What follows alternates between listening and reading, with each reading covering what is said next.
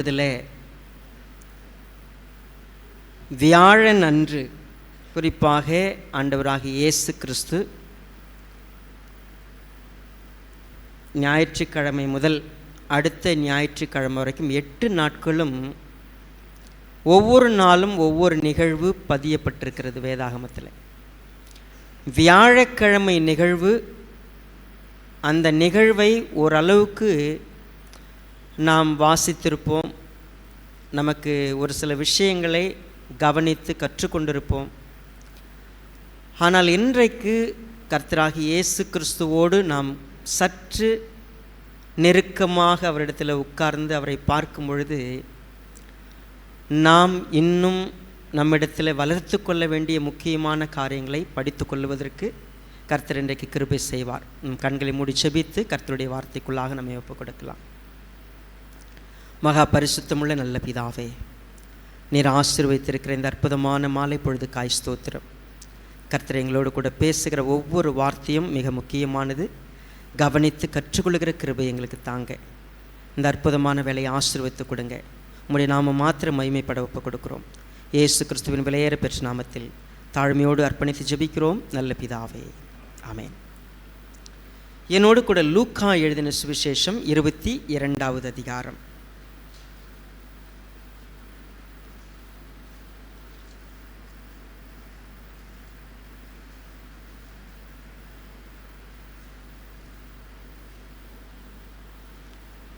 முதலாவது வசனம் இப்படியாக துவங்குகிறது: பஸ்கா எனப்பட்ட புளிப்பில்லாத அப்ப பண்டிகை சமீபமாயிற்று. பஸ்கா பண்டிகை இஸ்ரவேல் மக்கள் கொண்டாடின மிக முக்கியமான ஒரு பண்டிகை.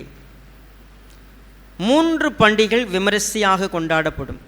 அதில் மிக முக்கியத்துவம் வாய்ந்த பண்டிகை என்று சொன்னால் அது பஸ்கா பண்டிகை. நம்ம இதை புரிந்து கொண்டு இதற்குள்ளே போனால் இன்னும் கொஞ்சம் நமக்கு ஏதுவாக இருக்கும். யாத்திரையாகமம் 12வது அதிகாரத்தில் பஸ்கா பண்டிகையினுடைய குறிப்பு இருக்கிறது. அவர்கள் எகிப்திலிருந்து விடுதலையான விதத்தை நினைவு கூறும் விதமாக ஒரு சில காரியங்களை அவர்கள் வாழ்க்கையினுடைய ஒவ்வொரு வருஷத்திலும் ஒவ்வொரு குறிப்பிட்ட நாளில் ஒரு சில காரியங்களை செய்ய வேண்டும். நிசான் மாதம் என்பது அவளுக்கு முதலாம் மாதம். இந்த முதலாம் மாதம் 14ஆம் தேதியிலிருந்து 21ஆம் தேதி வரைக்கும் இந்த பண்டிகை கொண்டாடப்பட வேண்டும். இந்த பண்டிகைக்கு பெயர் பஸ்கா. பஸ்கா பண்டிகை என்பது அவர்கள் விடுதலையானதை நினைவு கூறுவதற்காக கொண்டாடுகிற பண்டிகை. அவர்கள் அதாவது எகிப்திலிருந்து அடிமைத்தனத்திலிருந்து விடுதலையாக்கப்பட்டார்கள். ஸோ இந்த பண்டிகைக்கு என்ன செய்யணும்? 2 விஷயங்களை முதலாவது செய்யணும். 13ஆம் தேதிக்குள்ளாக 1ஆம் தேதியிலிருந்து 13ஆம் தேதிக்குள்ளே ஒரு ஆட்டை தெரிந்து கொள்ள வேண்டும். ஒரு ஆடு தெரிந்து கொள்ளப்பட வேண்டும். 2வது 13ஆம் தேதி சாயங்காலத்துக்குள்ளாக எல்லா புளிப்புள்ள பண்டங்களும் அவங்களுடைய வீட்டிலேருந்து நீக்கப்பட வேண்டும். ஸோ எதுவும் ஃப்ரிட்ஜெலாம் வைக்கக்கூடாது, சரிங்களா? எதுவும் என்ன பண்ணக்கூடாது? புளிக்கக்கூடாது. புளிச்ச விஷயங்கள் எதுவுமே இருக்கக்கூடாது. ஸோ அவங்களுடைய பண்டிகையில் மிக முக்கியமாய் அப்பொழுதே பிசைந்து சுடுகிற அப்பங்கள் சுடப்பட வேண்டும். அந்த அப்பம் சுடுவதில் ஒரு டெக்னிக் இருக்கிறது. நம்ம எல்லாம் ரொட்டி சுட்டோம்னா, இப்போ அம்மா அவங்க ரொட்டி சுட்டாங்கன்னா வட்டமாக வரும். ஒருவேளை என்ன சுட சொன்னீங்கன்னா அது இந்தியா மேப் மாதிரி வரும், சரிங்களா? சப்பாத்தி நம்ம சுட்டோம்னா. இஸ்ரவேலர் ரொட்டி சுடுறதில் ரொம்ப விசேஷித்த விதமாக ரொட்டி சுடுவாங்க. அந்த அப்பம் குறிப்பாக அது கீறப்பட்டதை போல் இருக்கும். அது ஸ்ட்ரைப்பில் இருக்கும். அந்த அப்பம் ப்ளைனாக தெரியாது, மழைன்னு இருக்காது. அந்த அப்பம் பார்ப்பதுக்கே ரொம்ப அழகான அப்பமாக இருக்காது. 2வது அவர்கள் கசப்பான கீரையை கூட வைத்து கொள்ள வேண்டும். மிக முக்கியமாய் 1 வயதுள்ள ஒரு ஆடு அடிக்கப்பட வேண்டும். ஒரு வீட்டுக்கு தேவை ஒரு ஆடுனா ஒரு ஆடு. 14ஆம் தேதி இந்த 3ம் ஆயத்தமாக இருக்க வேண்டும். கசப்பான கீரை இருக்க வேண்டும், புளிப்பில்லாத அப்பம் சுடப்பட வேண்டும். 1 வயதுள்ள ஒரு ஆடு அடிக்கப்பட வேண்டும். அடிக்கப்பட்ட ஆட்டுக்குட்டியினுடைய ரத்தம் நிலைக்காலில் என்ன பண்ணப்படும்? தேய்த்து வைக்கப்பட்டிருக்கும். ஸோ இப்போ நல்லா பாருங்கள், இந்த பண்டிகை அவங்க கொண்டாடுற விதம், அவங்க இடுப்பில் கச்சை கட்டியிருக்கணும், காலில் பாதரட்சை போட்டிருக்கணும், கையில் தடி வச்சுருக்கணும், சாப்பிட்ற விதமே வித்தியாசமாக இருக்கும். இதை நீங்கள் எல்லா வருஷமும் இப்படி தான் செய்யணும். இந்த பண்டிகை கொண்டாடுவது என்பது யூதர்களுக்கு, இஸ்ரவேலருக்கு வழக்கமான ஒன்று. ஏன்? இஸ்ரவேல் எப்படி விடுதலையாக்கப்பட்டார்கள் என்பதை நினைவு கூறுவதற்காக செய்கிற ஒரு காரியம். இன்னொன்று, இந்த பண்டிகை கொண்டாடுவதற்கு 2வது காரணம், கிறிஸ்துவானவர் பஸ்காவாக பலியிடப்படுவதனுடைய முன்னோட்டமாக, முன் அறிவிப்பாக இந்த பண்டிகை கொண்டாடப்பட வேண்டும். 2 காரியம். 1, இஸ்ரவேல் எகிப்திலிருந்து விடுதலையாக்கப்பட்ட விதம். 2வது, இயேசுவானவர் ஒரு நாள் பஸ்காவாக வந்து பலியிடப்பட போகிறார் என்பதை முன் அறிவிக்கிற அடையாளமாக இதை செய்ய வேண்டும். இந்த பஸ்கா பண்டிகை எல்லா இஸ்ரவேலரும் கொண்டாடி இருக்கிறார்கள். இயேசுவானவருடைய பெற்றோரும் கொண்டாடினாங்க, இயேசுவானவரும் கொண்டாடினார். சரி, இந்த பஸ்கா பண்டிகை கொண்டாடுவதற்கு ஆண்டவராக இயேசு கிறிஸ்து விருப்பப்பட்டார். அவருடைய விருப்பம் என்ன? இந்த லூக்கா 22 14வது வசனத்தை பாருங்கள். வேளை வந்தபோது அவரும் அவருடனே கூட 12 அப்போஸ்தலரும் பந்தி இருந்தார்கள். அப்பொழுது அவர் அவர்களை நோக்கி, நான் பாடுபடுகிறதற்கு முன்னே உங்களுடனே கூட இந்த பஸ்காவை புசிக்க மிகவும் ஆசையாயிருந்தேன். வேலை வந்த போது, இதான் நம்ம செய்தியில் துவங்குற முதல் விஷயம். இந்த வார்த்தையை நான் கொஞ்சம் கவனித்தேன். யோவான் 2:4 ஒரு வார்த்தை இருக்குது, வாசிங்களேன். அதற்கு இயேசு, ஸ்திரீயே, எனக்கும் உனக்கும் என்ன? என் வேலை இன்னும் வரவில்லை என்றார். என் வேலை இன்னும் வரவில்லை. பொதுவாகவே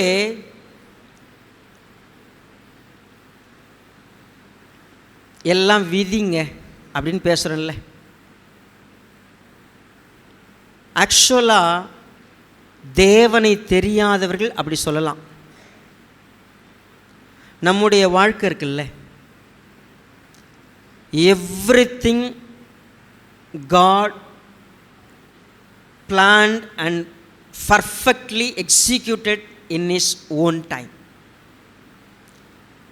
எதையும் அவருடைய நேரத்தின்படி, அவருடைய வேலையின்படி, அவருடைய திட்டத்தின்படி, அவருடைய தீர்மானத்தின்படி தான் நம்ம வாழ்க்கையில் எல்லாவற்றையும் செய்கிறார். பொதுவாகவே இயேசுவானவர் எது நடந்தாலும் சரி, எல்லாம் பிதாவினுடைய சித்தப்படியே நடக்கிறதா என்பதில் கருத்துள்ளவராயிருந்தார். அவருக்கு இந்த வேலை வர்றது அப்படின்னு சொன்னால் என்ன? இன்னொரு வசனம் கூட நம்ம வாசிப்போம். 7வது அதிகாரம் பாருங்கள், யோவான் 7:6 வசனத்திலிருந்து வாசிங்க. இயேசு அவர்களை நோக்கி, என் வேலை இன்னும் வரவில்லை, என் வேலை இன்னும் வரவில்லை, உங்கள் வேலையோ எப்பொழுதும் ஆயத்தமாய் இருக்கிறது. உங்கள் வேலையோ எப்பொழுதும் ஆயத்தமாய் இருக்கிறது. உலகம் உங்களை பகைக்க மாட்டாது, அதன் கிரியைகள் பொல்லாதவைகளாய் இருக்கிறது என்று நான் சாட்சி கொடுக்கிறபடியினாலே அது என்னை பகைக்கிறது. பாருங்க, உலகத்தின்படி வாழுகிறவர்களுக்கு எப்பவும் எல்லாம் வேலை தான். ஆனால் பிதாவினுடைய சித்தப்படி வாழ்கிறவங்களுக்கு எல்லாம் என்ன பண்ண மாட்டாங்க? உலகத்தின்படி எந்த விஷயத்தையும் பார்க்க மாட்டாங்க. இயேசுவானவர் பிதா என்ன நினைக்கிறாரோ அதை நான் செய்யணும், நான் என்ன நினைக்கிறேனோ அது இல்லை. இன்னொரு விஷயம், 12வது அதிகாரம் யோவான் 12:23.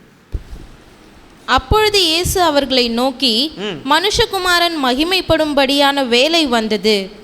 மெய்யாகவே மெய்யாகவே நான் உங்களுக்கு சொல்லுகிறேன், கோதுமை மணியானது நிலத்தில் விழுந்து சாகாவிட்டால் தனித்திருக்கும், செத்ததேயாகில் மிகுந்த பலனை கொடுக்கும். பாருங்க, அவர் என்ன சொல்றாரு?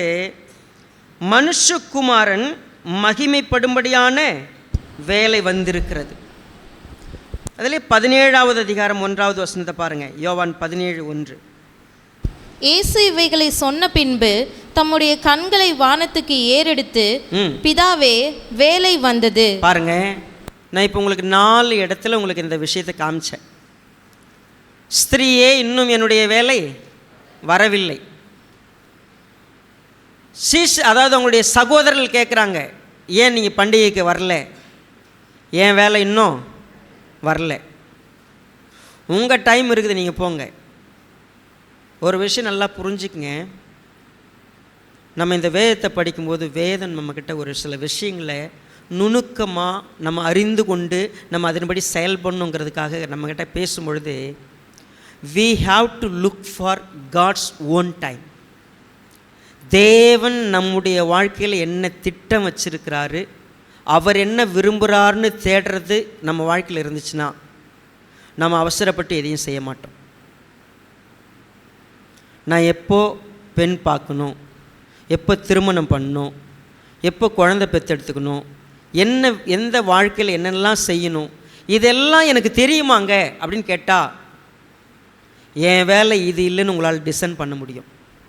இதுதான் அந்த வேலைன்னு உங்களால் டிசைன் கண்டிப்பாக பண்ண முடியும். எப்போ அப்படி பண்ண முடியுன்ற ரகசியத்தை இன்றைக்கி நம்ம படிச்சுக்கலாம். இதுதான் அந்த சரியான வேலை, இந்த வேலையில் இதை செய்யலாம், இந்த வேலை தேவனுடைய நியமிக்கப்பட்ட வேலை, இது அவருடைய தீர்மானம், இது அவருடைய திட்டம், இது அவர் வரையறுத்து வைத்திருக்கிற ஒரு விஷயம்னு என்னால் உறுதியிட்டு சொல்ல முடியும். இப்பொழுது வேலை வந்தது. இந்த வேலைக்காக நான் ஆவலாக காத்துக்கிட்டு இருந்தேன்.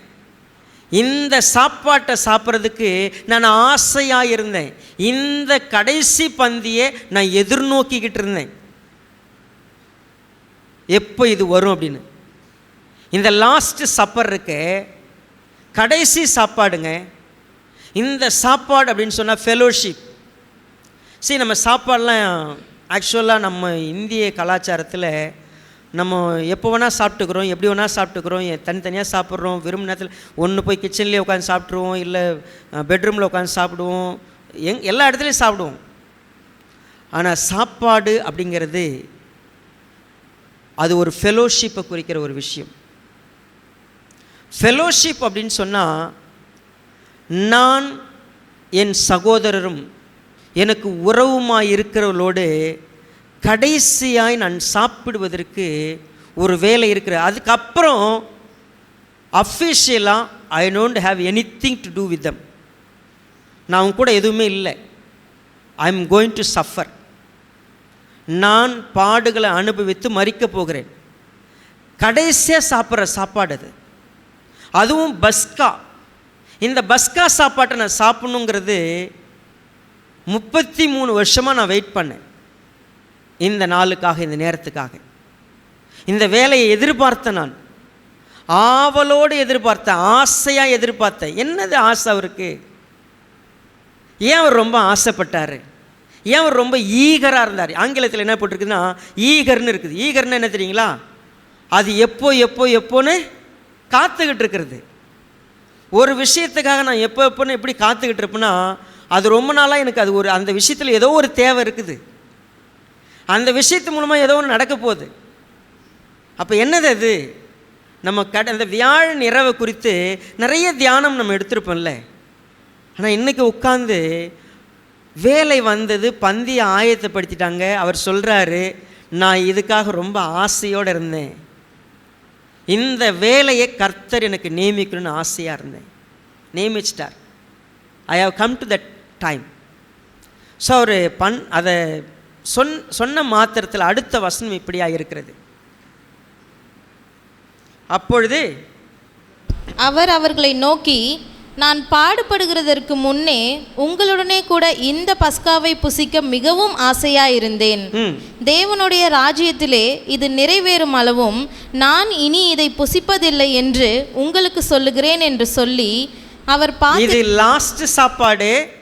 தேவனுடைய ராஜ்யம், அதாவது அவர் மரித்து அடக்கம் பண்ணப்பட்டு உயிரோடு எழுந்து தேவனுடைய ராஜ்யம் சபை ஸ்தாபிக்கப்படுகிற வரைக்கும் நான் என்ன பண்ண போகிறதில்ல, இதை நான் சாப்பிட போகிறதில்லை. நான் இதில் புசிக்கணும் அப்படின்னு சொன்னால் இப்போ இதுக்கப்புறம் ஒரு கேப் இருக்க போகுது எனக்கு. இந்த சாப்பாடுக்கு அப்புறம் இந்த சாப்பாடு தன்மையே மாறப்போகுது. இது வரைக்கும் பஸ்கா, அது இதுக்கப்புறம் அதுக்கு பேரே வேறு. இது லாஸ்ட்டு பஸ்கா அப்படிங்கிறது இதான் லாஸ்ட்டு. உங்களுக்கும் எனக்கு மட்டும் இல்லை, எல்லாருக்குமே பஸ்காங்கிறது தான் லாஸ்ட்டு சாப்பாடு. எல்லா இஸ்ரவேலருக்கும் சரி, ஒட்டுமொத்த உலகத்துக்கும் சரி, இப்போ சாப்பிட போகிற இந்த சாப்பாடு தான் லாஸ்ட்டு பஸ்கா. இதுக்கப்புறம் அது தேவனுடைய ராஜ்யத்தில் புசிக்க போகிற ஒரு ஐக்கியம் அது. ஸோ ஆகையினால இந்த பஸ்கா மேலே எனக்கு ரொம்ப ஆசை. ஏன்னா இவ்வளோ நாளாக ஆட்டுக்குட்டி அடிக்கப்பட்டுச்சு, இதுக்கப்புறம் அந்த ஆட்டுக்குட்டியே நான் தான். ஸோ ஆகையினால இந்த லாஸ்ட்டு பஸ்கா மேலே எனக்கு ஒரு பெரிய, இவ்வளோ நாள் தெரியுமா இந்த பஸ்கா, எகிப்தில் அவங்க புறப்பட்ட நாள்லேருந்து இன்றைக்கி வரைக்கும் அந்த பஸ்கா வருஷா வருஷம் ஆட்டுக்குட்டி அடிக்கப்பட்டுச்சு. வருஷா வருஷம் ஒரு விஷயம் நடந்துகிட்டு இருந்துச்சு. இதோ ஒரு வேலை வருது, ஒரு ஆட்டுக்குட்டி எல்லாருக்காக அடிக்கப்பட போகுது. ஸோ இந்த பஸ்காவை பற்றி எனக்கு ரொம்ப ஆசை. நீங்கள் சொல்லுங்கள், இப்போ நான் எங்கே ஆரம்பித்தேன் தெரியுங்களா? இன்றைக்கி ப்ரீ வர்ஷிப்பை எனக்கு ஏதாவது கிடச்சிச்சின்னா நான் சந்தோஷப்படுவேன், ஆசைப்படுவேன், நன்றி சொல்லுவேன். நான் தான் அடிக்கப்பட போகிறேன், அது மேலே எனக்கு என்ன வரைஞ்சி ஆசையாக இருக்குது. இந்த லாஸ்ட்டு பஸ்கா எப்போ முடியுன்றதில் எனக்கு பெரிய ஆசை, நான் விருப்பமாக இருந்தேன். சரி, அப்படி சொல்லிவிட்டு இப்போ நல்லா புரிஞ்சுங்க, 17வது வசனத்தை பாருங்கள். அவர் பாத்திரத்தை எடுத்து ஸ்தோத்திரம் பண்ணி, நீங்கள் இதை வாங்கி உங்களுக்குள்ளே பங்கிட்டு கொள்ளுங்கள். இந்த வசனம் பார்க்கறதுக்கு ஏதோ மேலோட்டமாக உங்களுக்கு தெரியலாம். அவர் ஒரு பாத்திரத்தை எடுக்கிறார், அந்த பாத்திரத்தை எடுத்து தேவனுக்கு நன்றி சொல்கிறார். ஸ்தோத்திரம் பண்ணிங்கிற வார்த்தை என்ன அப்படின்னா கிவ் தேங்க்ஸ். தேவனுக்கு நன்றி சொல்லுகிறார் ஒரு பாத்திரத்தை எடுத்து. இந்த ஐக்கியம் இருக்கிறதே, இதற்காக நீங்கள் அத்தனை பேரும் வாழ்க்கையில் ஸ்தோத்திரம் சொல்லுங்க, நன்றி சொல்லணும்.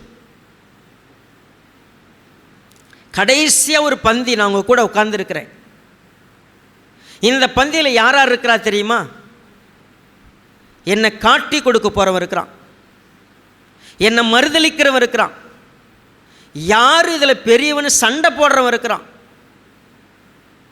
12 பேரும் 12 விதமாக இருக்கிறாங்க. நான் மாஸ்டராக அங்கே இருக்கிறேன். இந்த 12 பேரோடு கூட சாப்பிட்ற இந்த சாப்பாடு இருக்கு, இந்த சாப்பாட்டுக்கு நான் நன்றி சொல்கிறேன். நீங்கள் எப்போ நன்றி சொல்லுவீங்க? 12 பேரும் உங்களுக்கு ஏற்ற மாதிரி இருந்தால் நன்றி சொல்லுவீங்க.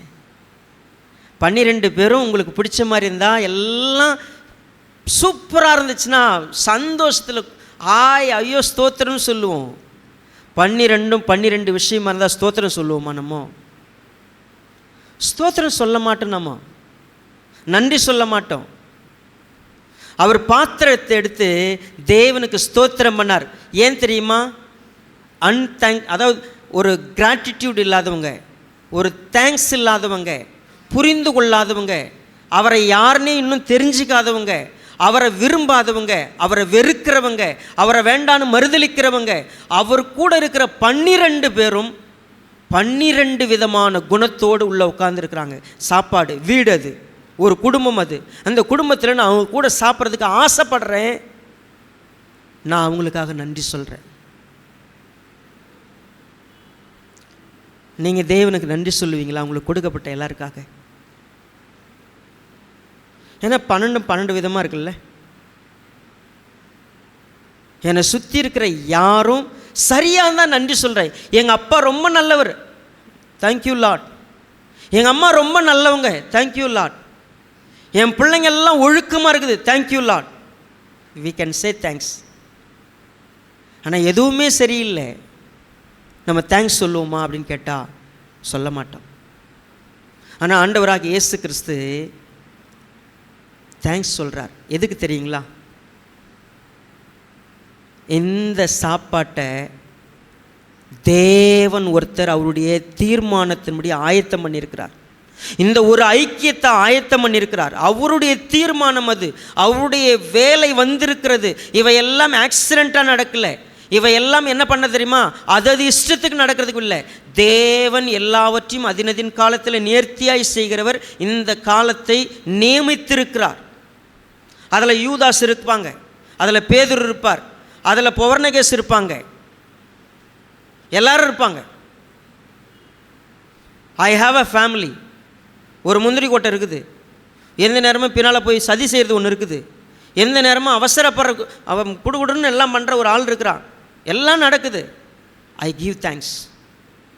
இன்னொரு முக்கியமான விஷயம், ஸ்தோத்திரம் பண்ணி அவங்கக்கிட்ட கொடுத்து உங்களுக்குள்ளே பங்கிட்டு கொள்ளுங்கள்னு சொல்லும் பொழுது கிவ் எவ்ரி ஒன். நீங்கள் யாரை முந்திரி கொட்டைன்னு சொல்கிறீங்களோ, யாரை அவசர கொடுக்குன்னு சொல்கிறீங்களோ, யார் கீழ்ப்படியாதுன்னு சொல்கிறீங்களோ, யார் துரோகின்னு சொல்கிறீங்களோ, அவங்களோடு பகிர்ந்து கொள்ளுங்கள். அவங்களுக்கு பாஸ் பண்ணுங்க, அவங்கள மதிங்க, அவங்களுக்கு நீட்டுங்க, அவங்ககிட்ட விட்டு கொடுங்க, அவங்களோட இணைஞ்சிருங்க.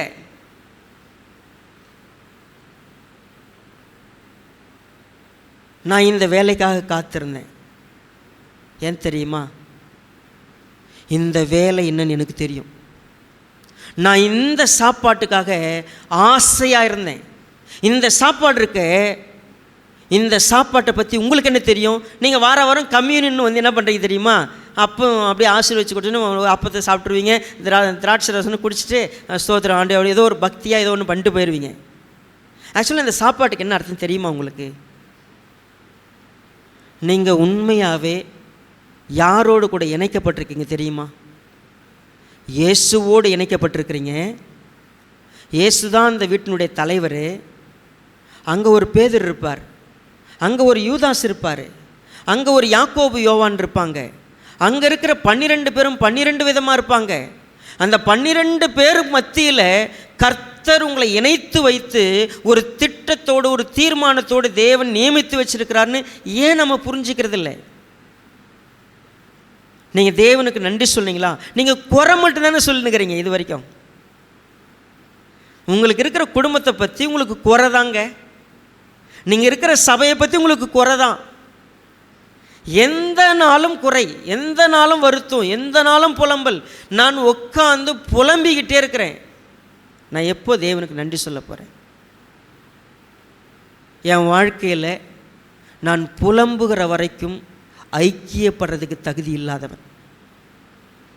குறை சொல்கிற வரைக்கும் அது நீங்கள் 2 பேர் உள்ள வீடாக கூட இருக்கட்டுங்க, நீங்கள் குறை சொல்கிற வரைக்கும் அந்த வீட்டில் உங்களால் ஐக்கியப்படவே முடியாது. நன்றி சொல்கிற இருதயம் இருந்துச்சுன்னா நீங்கள் தான் முதல்ல இணைவதற்கு தகுதியான ஆள். நீங்கள் நன்றி சொல்லுங்கள். நன்றி பிதாவுக்கு சொல்லிவிட்டு அது துரோகியோ நன்றி கெட்டவனோ வேறு எந்த விதத்தில் நடந்தவங்களோ, நான் கொடுக்கறத பெற்றுக்கொண்டதை பாஸ் பண்ணு, எல்லாருக்கும் கொடு, உங்களுக்குள்ளே பங்கிட்டு கொள்ளுங்கள். நீங்கள் எல்லாருக்கும் பகிர்ந்து கொடுங்க. அது யார் வேணா இருக்கட்டும். நீங்கள் மதிங்க அவங்கள, நீங்கள் அவங்கள ஏற்றுக்குங்க. ஏன்னா இயேசுவானவர் தன்னுடைய கடைசி ராபோஜன பந்தியை பற்றி மத்தேயும் சரி லூக்காவும் சரி ஒருவேளை யோவானும் எழுதும்போதும் ஒவ்வொருத்தரும் ஒவ்வொரு ஆஸ்பெக்ட் எழுதியிருக்கிறாங்க. தம்முடையவர்களில் அன்பு வைத்தபடி கடைசி பரிந்து அவங்களை என்ன பண்ணாராம்? யோவான் 13:1 நம்ம அதை வாசிப்போம் எப்பயுமே. அவர் கடைசி வரைக்கும் அன்பு கூர்ந்தார். ஆமாம் தானே? வாசிங்க 13:1. பஸ்கா பண்டிகைக்கு முன்னே இயேசு இவ்வுலகத்தை விட்டு பிதாவினிடத்திற்கு போகும்படியான தம்முடைய வேலை வந்ததென்று அறிந்து, பாருங்க, பிதாவுகிட்ட போகக்கூடிய தன்னுடைய வேலை வந்துருச்சுன்னு அறிந்து தாம் இவ்வுலகத்தில் இருக்கிற தம்முடையவர்களிடத்தில் அன்பு வைத்தபடியே முடிவு பரியந்தமும் அவர்களிடத்தில் அன்பு வைத்தார். கடைசி வரைக்கும் அவங்க மேல அன்பு வச்சார். அதனால தான் அவங்களுக்காக தேவனுக்கு நன்றி சொன்னாரு. அவங்க கிட்ட கப்பை கொடுத்து நீங்கள் பங்கிட்டுங்கன்னு சொன்னார். நீங்கள் ஒருத்தர் ஏற்றுக்குங்க, ஒருத்தருக்கு ஒருத்தர் கொடுங்க. இந்த பந்தி இப்படி தான் ஆரம்பிச்சிச்சு. தேவனுடைய பிள்ளைகளே, நம்ம வாழ்க்கையில் எல்லாம் நம்ம திட்டம் இல்லைங்க, அவருடைய தீர்மானத்தின்படி எல்லாம் நடக்கும். அந்த வேலைக்காக நம்ம விட்டு கொடுத்து காத்திருந்து சகிச்சிருந்து பொறுமையாக இருந்தோம்னா, அவசரப்படாத இருந்தோம்னா, நிச்சயம் சொல்கிறேங்க, நம்ம வாழ்க்கையில் தேவன் செய்யக்கூடிய செயலெல்லாம் மகிமையாகவே இருக்கும். நம்ம கொஞ்சம் அவசரப்பட்டுறோம், நம்ம கொஞ்சம் ஆத்திரப்படுறோம், உடனடியாக ஒரு கேள்வி கேட்டுடணும், உடனடியாக ஏதாவது ஒன்று பண்ணிடணும். நம்ம அவசரம்தான் வாழ்க்கையில் நிறைய நேரத்தில் என்ன செய்ய தெரியுங்களா, குடும்ப உறவுகளை தாறுமாறாக்கிக்கிட்டு இருக்கு, சபையை தாறுமாறாக்கிக்கிட்டு இருக்கு, கொஞ்சம் நிதானிக்கிறது இல்லை.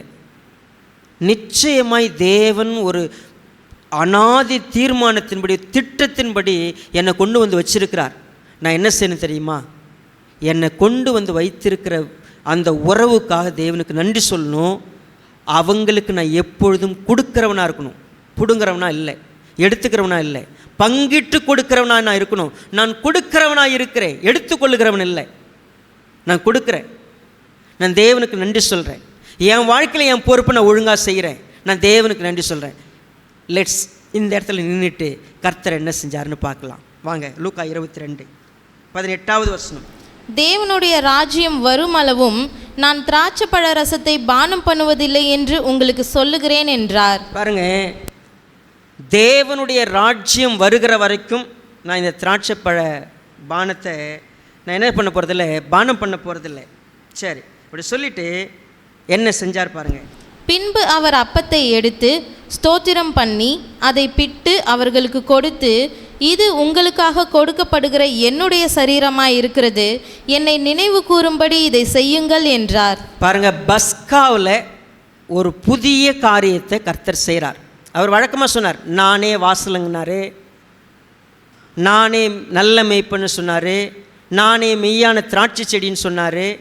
இப்போது ஒரு பிரெட்டை எடுத்து, அப்பத்தை எடுத்து அதை அவங்கக்கிட்ட சொல்லி என்ன சொல்கிறாரு, இது என்னுடைய சரீரம்னு சொல்கிறார். எப்படி பழைய ஏற்பாட்டில் புளிப்பில்லாத அப்பம் அவர்கள் புசிப்பார்களோ அதற்கு ஒப்பனையாக இப்பொழுது பிற்கப்படுகிற இந்த அப்பம், உடைக்கப்படுகிற இந்த அப்பம், இது என்னை எப்பொழுதும் உங்களுக்கு நினைவூட்டும். ஏன்னா என் சரீரம் இப்படித்தான் நொறுக்கப்பட போகிறது. நீங்கள் ஐக்கியப்படும் பொழுதெல்லாம் உங்களுடைய ஐக்கியம் இப்படி இருப்பதற்கு, நீங்கள் தேவனுடைய ராஜ்யத்துக்குள்ளே இருப்பதற்கு, நீங்கள் தேவனுடைய மகிமையில் பிரவேசிப்பதற்கான இடத்துக்குள்ளே என்ட்ராகிறதுக்கு ஒரு சரீரம் பிற்கப்பட போகிறது. அது என்னுடைய சரீரம்.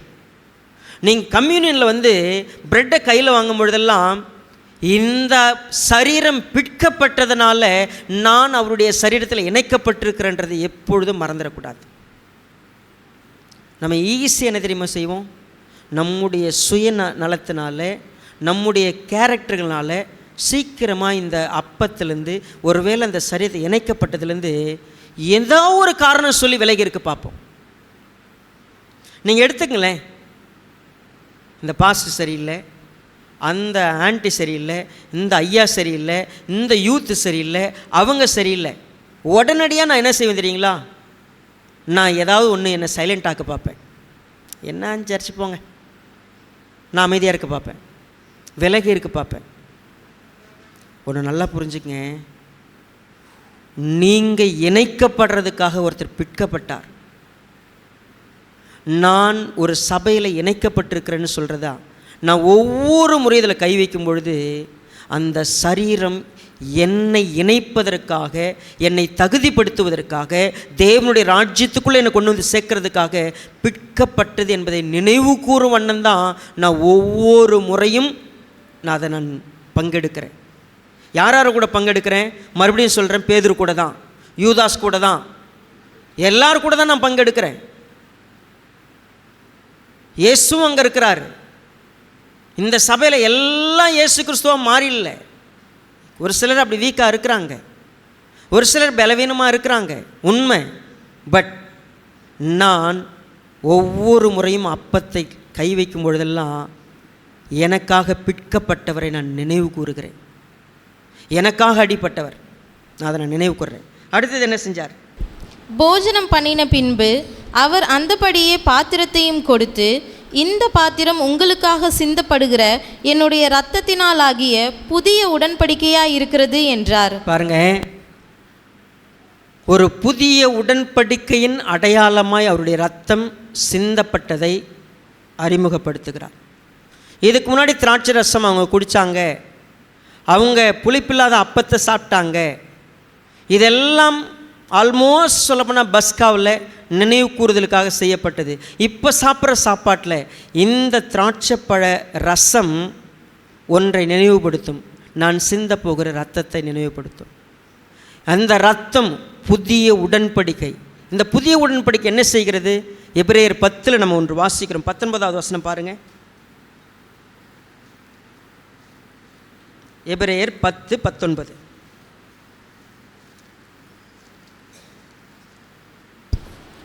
ஆகையால் சகோதரரே, நாம் பரிசுத்த ஸ்தலத்தில் பிரவேசிப்பதற்கு இயேசுவானவர் தமது மாம்சமாகிய திரையின் வழியாய் புதிதும் ஜீவனுமான மார்க்கத்தை நமக்கு உண்டினபடியால் அந்த மார்க்கத்தின் வழியாய் பிரவேசிப்பதற்கு அவருடைய இரத்தத்தினாலே நமக்கு தைரியம் உண்டாயிருக்கிறபடியினாலும் தேவனுடைய வீட்டின் மேல் அதிகாரியான மகா ஆசாரியர் நமக்கு ஒருவர் இருக்கிறபடியினாலும் துர்மனசாட்சி நீங்க தெளிக்கப்பட்ட இருதயம் உள்ளவர்களாயும் சுத்த ஜலத்தால் கழுவப்பட்ட சரீரம் உள்ளவர்களாயும் உண்மையுள்ள இருதயத்தோடும் விசுவாசத்தின் பூரண நிச்சயத்தோடும் சேர கடவோம். பாருங்க, சபை கூடி வருதல்னு சொன்னா அன்புக்கும் நற்கிரிகளுக்கும் நாம் ஏவப்படும்படி ஒருவரை ஒரு கணித்து சபை கூடி வருதலை சிலர் விட்டு விடுகிறது போல நாமும் விட்டு விடாமல் ஒருவருக்குள் புத்தி சொல்ல கடுவோம். நாளானது சமீபித்து வருகிறதை எவ்வளவாய் பார்க்கிறோம் அவ்வளவா என்ன பண்ணுங்க, புத்தி சொல்லுங்க.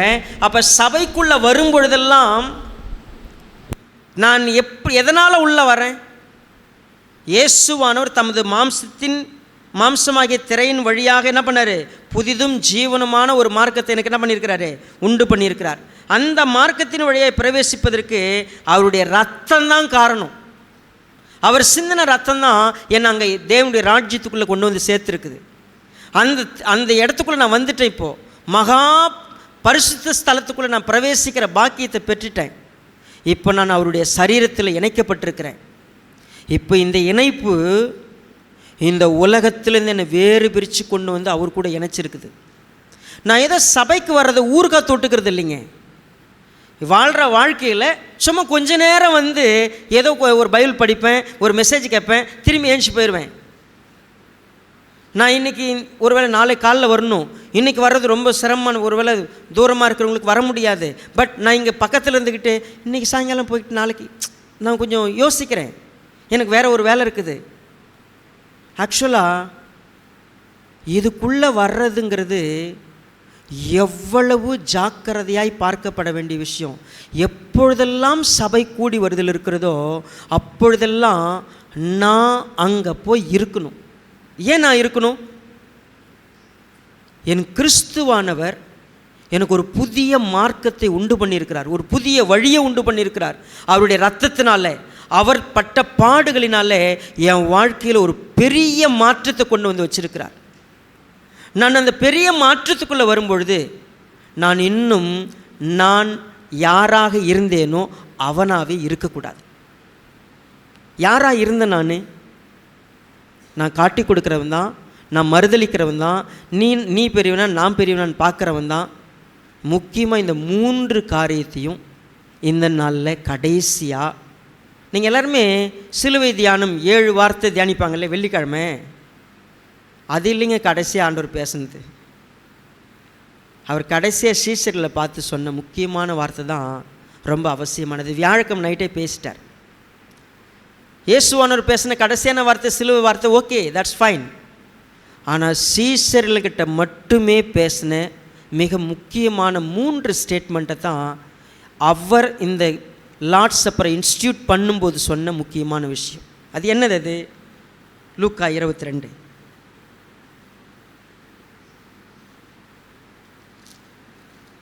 அங்கே நம்ம பார்க்குறோம்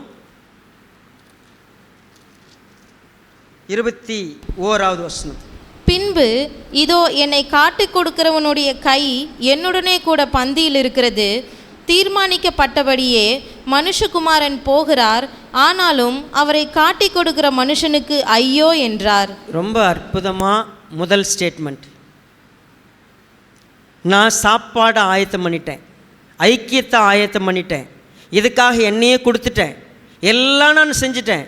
ஆனால் இன்னும் என்னை காட்டி கொடுக்கிற ஒருவன் இங்கே இருக்கிறான். அவனுக்கும் இந்த சாப்பாட்டில் பங்கு இருக்குது. முதல் நான் துணிக்கிய சாப்பாட்டை பகிர்ந்து கொடுக்கும்போது முதல்ல கொடுத்தது யாருக்கு தெரியுமா? அவனுக்கு தான். ஆக்சுவலாக என்னை காட்டி கொடுக்குறவங்க ஒருத்தங்க இருக்கிறான் அப்படின்னு சொன்ன உடனே யோவான்லேயும் சரி, மத்தியிலையும் சரி, மத்திய 26, ஒருவேளை யோவான் 13லேயும் சரி, 2 பகுதியிலையும் கிளியராக வாசித்தோம்னா எல்லாருக்கும் ஷாக்கு. நானான்னு ஒருத்தராக கேட்குறாங்க. யாராக இருக்கும்? அப்படி 12 பேரில் யாராக இருப்பான்?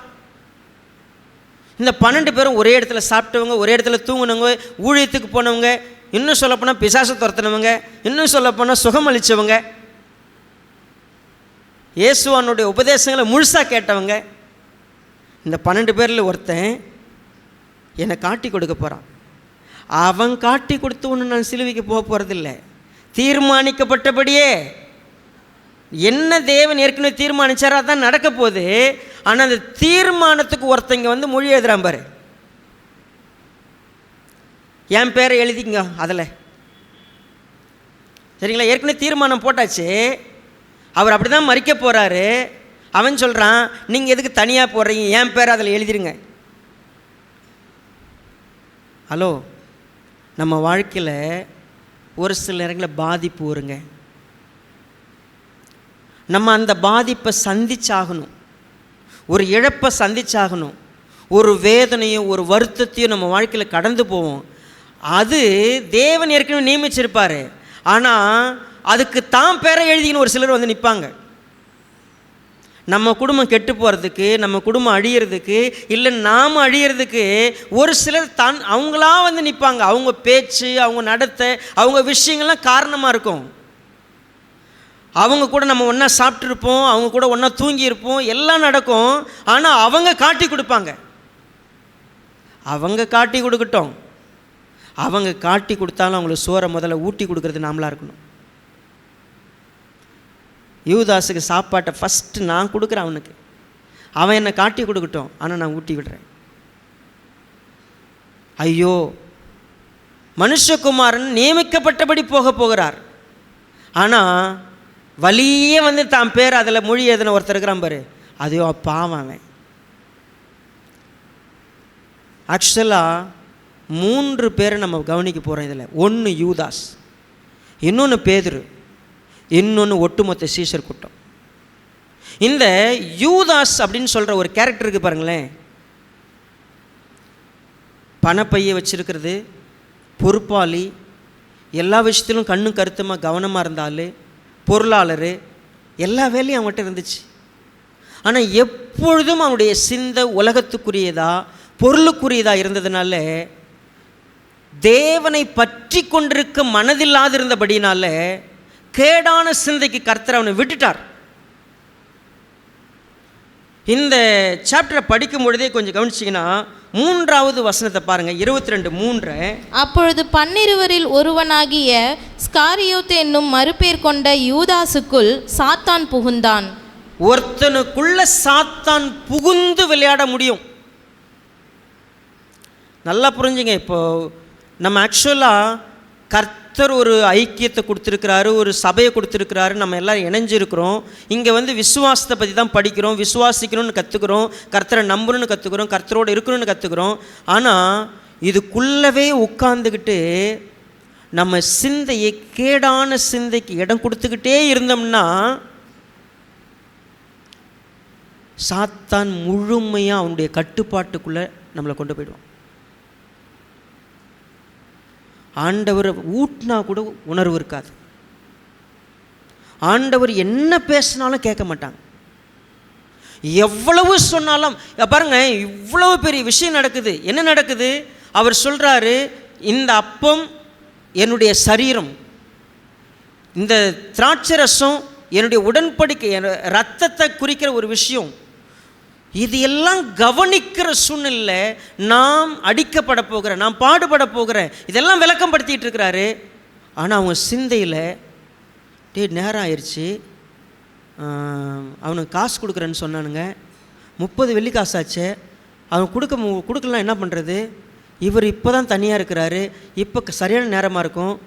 அவன் சிந்தைக்குள்ளே ஓடிங்கிறதெல்லாம் பணம், அவனுடைய திட்டம், அவனுடைய தீர்மானம். பாருங்கள், சபையில் தான் உட்காந்துருப்பேங்க, செய்தி போயிட்டே இருக்கும், நாம் ஒரு திட்டத்தில் இருப்போம், நாம் ஒரு தீர்மானத்தில் இருப்போம், நாம் ஒரு எண்ணத்தில் இருப்போம். கர்த்தர் பேச பேச பேச நம்ம இருதயம் கடினமாகிட்டே இருக்கும். நம்ம இருதயம் கடினமாக கடினமாக கடினமாக சாத்தான் உள்ளே புகுந்து முழு ஆளுகைக்குள்ளே எடுத்துருவான். அவங்களை எவ்வளவு என்ன சத்தியம் போனாலும் அவங்க திரும்பவே மாட்டாங்க. கடினம்னா கடினம், ஈஸியாக சர்ச்சை விட்டு விலகி நின்றுவாங்க. நீங்கள் சபையை விட்டு ஒருத்தவங்க பிரியிறாங்கன்னு சொன்னாவே அவங்க தேவனுடைய கிருபை அவங்களுக்கு இருக்கிறது, தேவனுடைய ஐக்கியம் இருக்கிறது, தேவன் எவ்வளவு தன் ரத்தத்தை சிந்தி தன் பாடப்பட்டு சேர்த்து வைத்து ஒரு மிகப்பெரிய மகிமைக்குள்ளே பிரவேசிக்கிற பாக்கியத்தை வச்சா, நான் வாழை குலைச்சிட்டு அதுதான் போவேன் அப்படின்னு போகிற ஒரு ஜீவன் அந்த கூட்டத்தில் இருக்கும். இயேசுவனை கடைசியாக சொல்லிட்டு போனது தான், நான் ரத்தம் சிந்தியிருக்கிறேன், நான் பாடுபட்டு இருக்கிறேன், உங்களை சேர்த்து வச்சுருக்கிறேன், நீங்கள் என் குடும்பம், இதெல்லாம் ஓகே. ஆனால் அதுக்குள்ளே ஒருத்தன் சாத்தான் முழுமையாக ஆளுகை செய்கிற ஒருத்தராக பார்க்க முடியும். என்ன பாஸ்டர் இது ஆச்சரியமா இல்லையா? சர்ச்சுக்குள்ளே இருக்கிற ஒருத்தரை சாத்தான் ஆளுகை செய்ய முடியுமான்னா, there will be 3 category of people.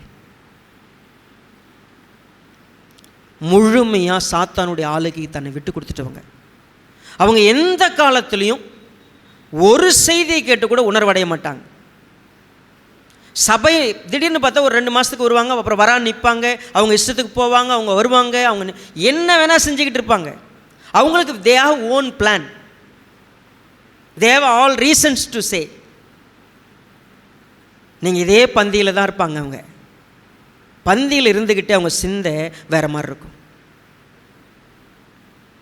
யார் யார் யார் யாருன்னு எல்லாரும் கேட்குறாங்க. நான் இந்த துணிக்கு யார்கிட்ட கொடுக்குறேன்னு அவன் தான் அப்படின்னு யூதாசன் கேட்குறான். நானா?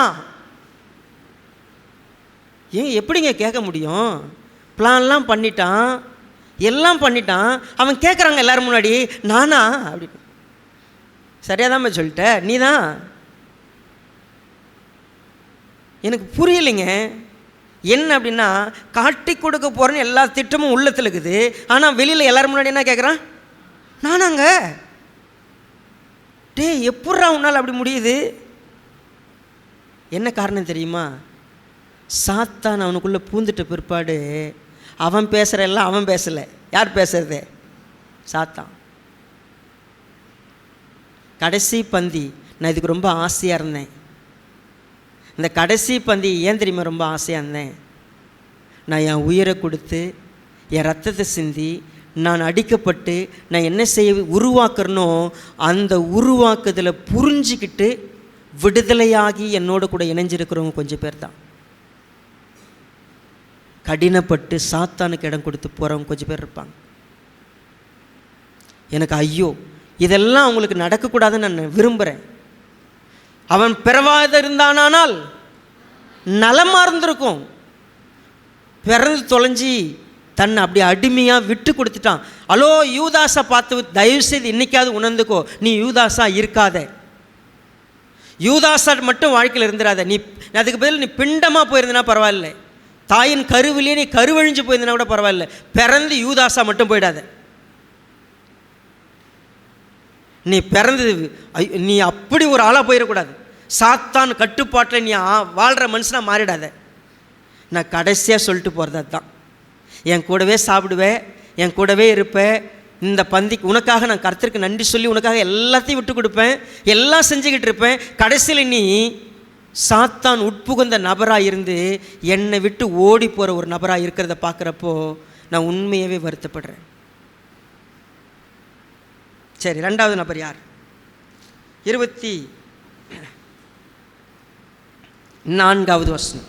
அன்றியும் தங்களில் எவன் பெரியவனாயிருப்பான் என்று அவர்களுக்குள்ளே வாக்குவாதம் உண்டாயிற்று.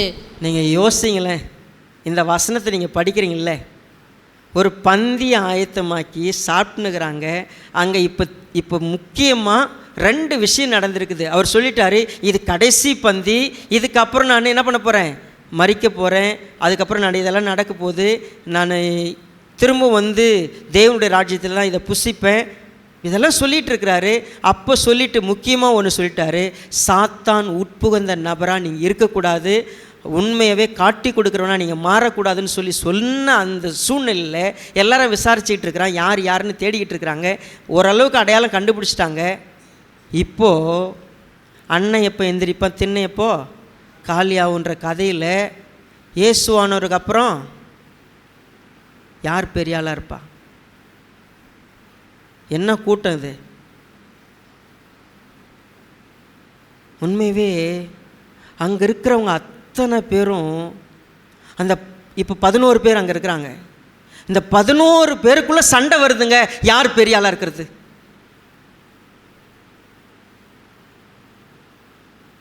கர்த்தருடைய பந்தி, அந்த பந்தி இருக்கிறது. அவர் பிட்டு சொல்கிறாரு, என் சரீரம்ப்பா, இது ரத்தம்பான்னு சொல்லி உணர்வுபூர்வமாக பேசிக்கிட்டு இருக்கிறாரு. அவங்களுக்கு அதை பற்றியெல்லாம் கவலை இல்லை. நான் என்னவா இருப்பேன், இந்த பூமியில் நான் எப்படி இருப்பேன். ஏசுவனர் என்ன தெரியுமா செஞ்சார், போஜனத்தை விட்டு எழுஞ்சிட்டாருங்க. எழுஞ்சி ஒரு பாத்திரத்தை எடுத்துகிட்டு வந்தார், அங்கேயே கழட்டி வச்சுட்டு ஒரு சேலையை இடுப்பில் கட்டிக்கிட்டார். கட்டிக்கிட்டு அவங்க ஒவ்வொருத்தரும் காலையும் கழுவ ஆரம்பிச்சிட்டார். அந்த பந்தியில் எழுந்திரிச்சு எல்லாரும் காலையும் கழுவுறாரு. கழுவிட்டு சொல்கிறாரு, நீங்கள் என்னை எஜமான்னு சொல்கிறீங்க, என்னை மாஸ்டர்னு சொல்கிறீங்க, நானே உங்கள் காலை கழுவுன்னா நீங்கள் எப்படி இருக்கணும்? நீங்கள் என்ன ஏன் உலகத்தா மாதிரி பேசிக்கிட்டு இருக்கிறீங்க? உலகத்தான் தான் இருமாப்பா ஆளை பார்க்குறான். நான் யார், என் மதிப்புன்னா, என் கௌரவம் என்ன, என் அந்தஸ்து என்ன, நான் எப்படிப்பட்ட ஆள் தெரியுமான்னு நினச்சிக்கிட்டு ஒருத்தர் இருக்கிறான் தெரியுமா? நான் கர்த்தர், அண்ட சராசரியும் என் வாயின் சுவாசத்தினால் உண்டாக்கி இருக்கிறேன். இங்கே வந்து உன் காலை கழுவிட்டு இருக்கிறேன். உனக்கு என்ன மரியாதை வேண்டி கிடக்குது, உனக்கு என்ன மாலை வேண்டி கிடக்குது, நீ என்ன பெரிய ஆள்னு நினைக்கிற?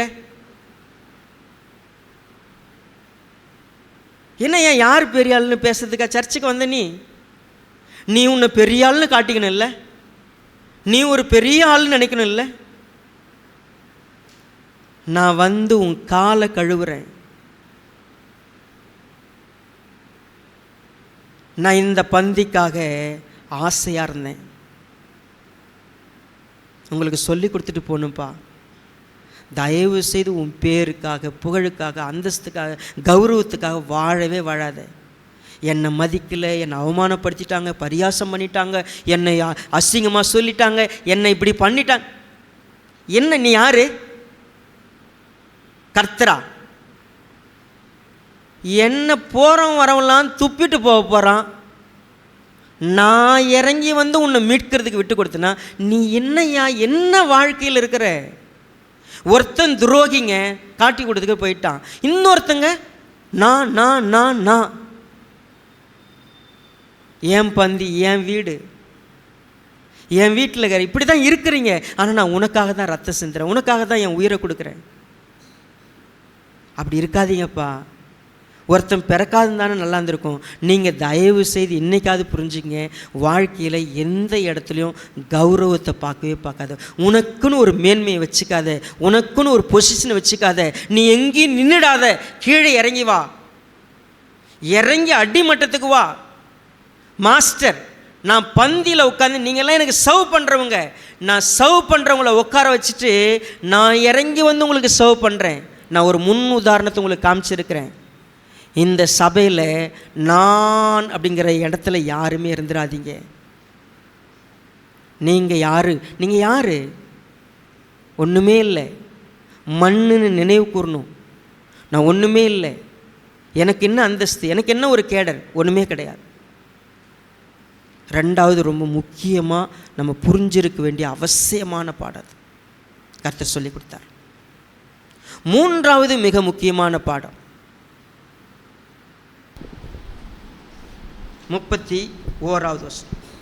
பின்னும் கர்த்தர், சீமோனே சீமோனே, இதோ கோதுமையை சுலகினால் புடைக்கிறது போல சாத்தான் உங்களை புடைக்கிறதற்கு உத்தரவு கேட்டுக்கொண்டான்.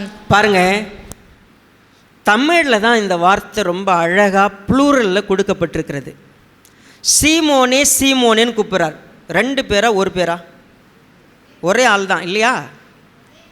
இப்போ பைபிளில் எப்படி இருந்திருக்கணும்? சீமோனே சீமோனே, இதோ கோதுமை சுலக்கினால் புடைக்கிறது போல சாத்தான் உன்னை புடைக்கிறதற்கு, அப்படி தானே இருக்கணும். ஆக்சுவலாக கிரேக்க வார்த்தையில் எப்படி இருக்குதுன்னா, சீமோனை கூப்பிட்டு சொல்கிறார். இங்கே இருக்கிற 11 பேர் இருக்கிறீங்கள, இந்த 11 பேரையும் ஒரு கோதுமையை முரத்தில் புடைக்கிறது தெரியும் நிறைய பேருக்கு. இப்போ நீங்கள் கேழ்வரகு புடைச்சிருப்பீங்க, கம்பு புடைச்சிருப்பீங்க, உங்களுக்கெல்லாம் புடைக்கிறதுனா என்னன்னு தெரியும். லேடிஸ் எல்லாம் பார்த்துருக்கீங்க. அந்த அழகாத கல் தனியாக, மணி தனியாக, பதர் தனியாக, குப்பை தனியாக எல்லாத்தையும் பிரிக்கிறதுக்கு இந்த முறம் பயன்படும். சுலக்குனா முறம்தான்.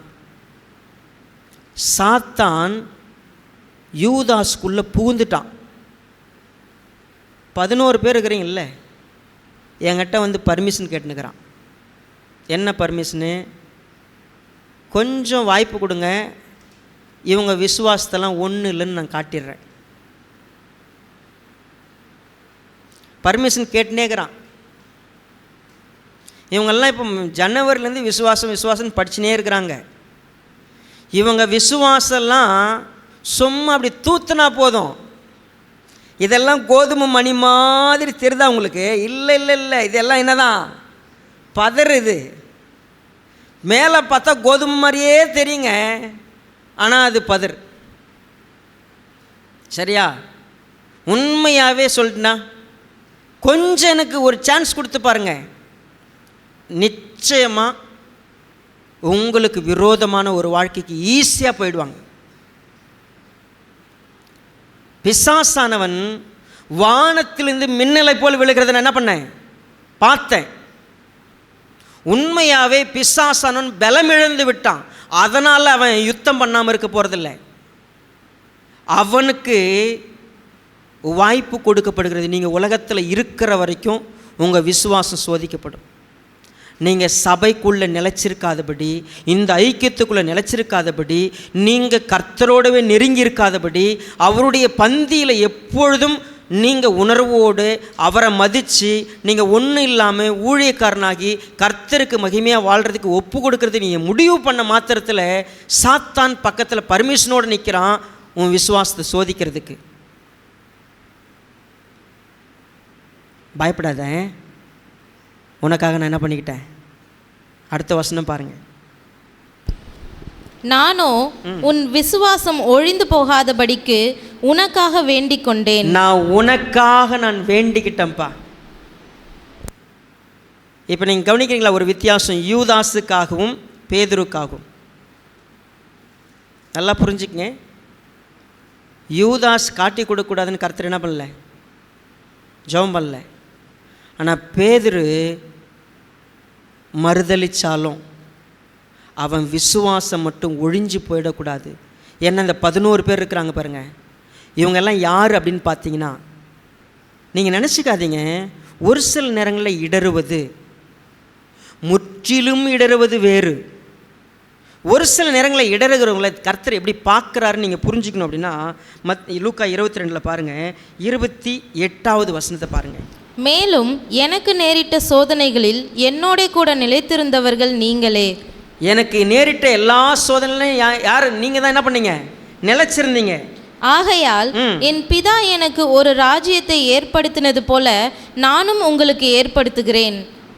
நீங்கள் என் ராஜ்யத்திலே என் பந்தியில் போஜனபானம் பண்ணி இஸ்ரவேலின் 12 கோத்திரங்களையும் நியாயம் தீர்க்கிறவர்களாய் சிங்காசனங்களின் மேல் உட்காருவீர்கள் என்றார். இதுதாங்க முக்கியம். அவங்களை அவர் எப்படி பார்க்குறாருன்னு தெரிஞ்சுக்க. ஒருவேளை விசுவாசத்தில் குறைபாடு இருக்கிற ஒரு மனிதன் தான். ஆனால் கர்த்தர் சொன்னார், சீமோனே சீமோனே, சாத்தான் உன்னை கோதுமையை சுலக்கினால் புடைக்கிறது போல உன் விசுவாசத்தை சோதித்து பார்ப்பதற்கு என்கிட்ட அனுமதி கேட்டிருக்கிறான். சரி, அனுமதி கொடுக்கப்பட்டிருது. ஆனால் உனக்காக நான் வேண்டிக் கொள்ளுகிறேன். ரொம்ப முக்கியம், நீ விழுந்தன்னா விழுந்து கிடந்துராத. நீ தப்பு செஞ்சுட்டு நீ எப்போ உணர்றியோ உடனடியே எந்திரிச்சிக்கோ. அந்த உணர்வு யாருக்கு வரும் தெரியுமா? யூதாஸுக்கு வராது. நல்லா புரிஞ்சுக்குங்க. யூதாஸு கடைசி வரைக்கும் ஊட்டினா கூட உணர்வு வராது. ஆனால் பேதுருக்கு அப்படி இல்லை. நான் என் உயிரே போனாலும் மறுதளிக்க மாட்டேன்னு உறுதியாக நிற்கிறவன் தான். ஆனால் சேவல் 2 முறை கூவுறதுக்குள்ளே 3 முறை மறுதளிக்கிறவன். ஆனால் மறுதளிச்ச அடுத்த செகண்டே உள்ளத்தில் குத்தப்பட்டு ஐயோ நான் இப்படிப்பட்ட துரோகத்தை எனக்கு கர்த்தருக்கு செஞ்சிட்டேன்னு எந்திரிச்சு மனம் கசந்து அழுவான் பாருங்க. அப்போ சொல்கிறாரு, நீ குணப்பட்ட பின்பு உன் சகோதரர் என்ன பண்ணு, ஸ்திரப்படுத்து என்றார். சபையில் இந்த 3 விதமான கேடர்லாம் இருப்பாங்க. ஒன்று, யூதாச மாதிரியே கெட்டு அது போயிடும். 2, நான் எனக்கு என்ன கிடைக்கும், நான் யார், எனக்கு என்ன ஆசீர்வாதம், நான் எவ்வளோ பெரிய ஆளாக இருப்பேன், அப்படியே தேடிக்கிட்டு இருக்கிற ஒரு கூட்டம். 3வது, கர்த்தருக்காக எப்பொழுதும் முன்னின்று செய்யக்கூடியவங்களாக கூட இருப்பாங்க. கர்த்தருக்காக அடிப்பட்டவங்களாக கூட இருப்பாங்க. கர்த்தருக்காக வதப்பட்டவங்களாக கூட இருப்பாங்க. திடீர்னு அவங்க வாழ்க்கையில் ஒரு பெரிய சோதனை வரும்.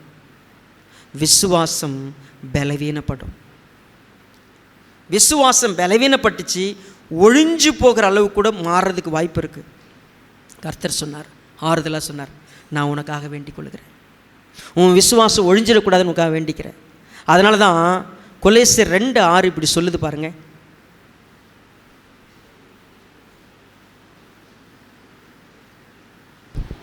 ஆகையால் நீங்கள் கர்த்தராகிய கிறிஸ்து இயேசுவை ஏற்றுக்கொண்டபடியே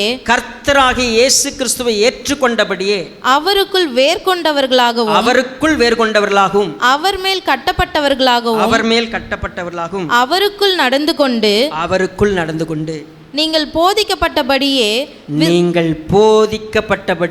விசுவாசத்தில் உறுதிப்பட்டு ஸ்தோத்திரத்தோடே அதில் பெருகுவீர்களாக. இப்போ இந்த வசனத்தெல்லாம் நான் விளக்க சொல்லணும்னா இன்னும் 1 மணி நேரம் வேணும். இந்த வசனத்துக்கான விளக்கத்தை கொஞ்சம் புரிஞ்சிக்கலாம். இயேசு கிறிஸ்துவை ஏற்றுக்கிட்டோமா, நான் அவருக்குள், அவர் மேல், அவருக்குள் எல்லாம் நடக்கும் பொழுது கர்த்தர் இன்னைக்கு போதிச்சிருக்கிறார். ஒன்று யூதாச மாதிரி இருக்கக்கூடாது.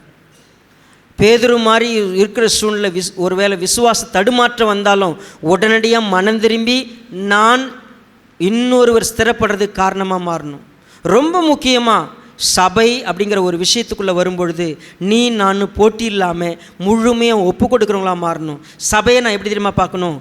தேவனுக்கு நன்றி சொல்கிற இடமா பார்க்கணும். நான் எல்லாருக்கும் கொடுக்கிறவனாக இருக்கணும். நான் உண்மையவே அப்படி செய்கிற பட்சத்தில் நான் ஸ்தோத்திரத்தோடு அதில் பெருகும் பொழுது தேவன் நிச்சயமாகவே சொல்கிறார், எந்த நோக்கத்தில் அவர் ராஜ்யத்தை ஏற்படுத்துகிறாரோ அந்த நோக்கம் நிறைவேறும். நான் கர்த்தருடைய பந்து இன்றைக்கி நான் ஒரு வேளை பங்கெடுக்கும் பொழுது நான் என்ன ஆராய்ஞ்சு அதுக்குள்ளே போக விரும்புகிறேன். என்ன, நான் உண்மையாகவே எனக்கு கொடுக்கப்பட்டவங்களை குறித்து புலம்பிக்கிட்டு இருக்கிறேன்னா, நான் குறை சொல்லிக்கிட்டு இருக்கிறேன்னா, இல்லை நன்றி சொல்கிறேன்னா. 2வது, நான் இந்த சபையில் ஒவ்வொரு நிகழ்வையும் ஆசையாக எதிர்பார்க்கிறேன்னா, ஆசையோடு ஐக்கியப்பட விரும்புகிறேன்னா, இல்லை கட்டாயத்தின் பேரில் வரேன்னா, நான் இந்த வியாழக்கிழமை பந்திக்கு நான் எப்போன்னு ஆசையாக இருந்தேன். வெள்ளிக்கிழமை ஆசையாக நான் வந்தேன். ஆயத்தப்படுத்தணும், ஆசையாக வரணும். இதில் வரும்பொழுது நான் கர்த்தருக்கு நன்றி சொல்லி ஒவ்வொருவரோடு நான் பகிர்ந்து கொள்ள போகிறேன். என்ன பகிர்ந்து கொள்ளுவேன்? என்கிட்ட இருக்கிறதான பகிர்ந்து கொள்வேன். நான் பகிர்ந்து கொள்ளுகிறவனாக இருக்கும் பொழுது ஒருவேளை எல்லாத்தையும் பகிர்ந்து கொள்ளுகிற சூழ்நிலை இருந்தால் கூட சரி, என் இருதயம் ஒருவேளை யூதாசை போல இருந்துடக்கூடாது. என் இருதயம் மற்ற அப்போஸ்தலரை போல நீ பெரியவனா நான் பெரியவனா இருந்துடக்கூடாது. கர்த்தராகி இயேசு கிறிஸ்து அடிமையின் ரூபம் எடுத்து வந்து வேலைக்காரனை போல எல்லாருக்கும் கால கழுவி தன்னுடைய தாழ்மையை வெளிப்படுத்தினார்ல, நான் அப்படி இருப்பேன். ஒருவேளை எனக்கு சோதனைன்னு ஒன்று வந்துச்சுன்னா, நான் கர்த்தரை பார்த்து அவருடைய இரக்கத்தினால என் விசுவாசம் ஒழிஞ்சு போகாதபடிக்கு என்கிட்ட இருக்கிற குறையை உணர்ந்து இந்த நிமிஷமே ஏஞ்சி வந்து ஆண்டவரை கட்டி பிடிச்சிக்கிட்டு, ஆண்டவரே நான் உண்மையாகவே நான் உங்களோட நான் பயணிக்க விரும்புகிறேன். இந்த வியாழன் இரவில் கர்த்தர் உங்களை என்னை கூப்பிடும் பொழுது ஒரு வார்த்தை சொல்கிறார், மகனே நீ உணர்ந்தியா உங்கள்கிட்ட என்ன குறை இருக்குதுன்னு? இன்றைக்கி இத்தனை பேரை பார்க்குறப்ப ஏதோ ஒரு இடத்துல நீ நின்று இருப்பில்ல, உன் உள்ளம் குத்தப்பட்டிருக்கா? உண்மையே உன் உள்ளத்தில் அந்த உணர்வு இருக்குதா? இல்லை யூதாச மாதிரியே போக போறியா? இல்லை பேதுரு மாதிரி குத்தப்பட்டவனா மனம் கசந்து அழுது ஆண்டவரே நான் இப்படி பண்ணியிருக்கக்கூடாதுன்னு திரும்பி வருவியா? நீ திரும்பினா மனம் திரும்ப கேட்ட கனியை கொடு.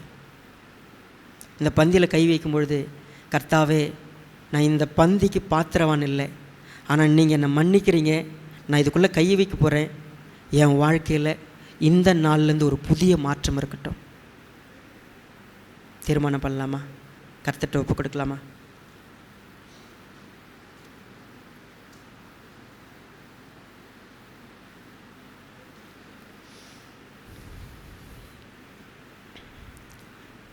நல்ல கர்த்தாவே, இரக்கமுள்ள அப்பா, அற்புதமான வார்த்தைகளுக்காய் ஸ்தோத்திரம். எங்களுடைய திட்டமும் தெளிவுமாக பேசியிருக்கிறீங்க. சமாதானத்தின் தேவன், இந்த ஐக்கியத்தை ஆசீர்வதிங்க. இந்த ஐக்கியத்தை நீங்கள் விரும்புகிறீங்க. பிதாவினுடைய தீர்மானமாக இருக்கிறது. நாங்கள் பேதுருவை போல மனம் கசந்து அழுது திரும்பி வர, நாங்கள் குணப்பட்டு மற்றவர்களை ஸ்திரப்படுத்த கர்த்தர் கிருபை செய்யுங்க. உம்முடைய தயவு நடத்தட்டும். இந்த வேலையை ஆசீர்வதிங்க. இயேசு ராஜாவின் நாமத்தில் ஒப்புக் கொடுக்கிறோம் நல்ல பிதாவே, ஆமென். இந்த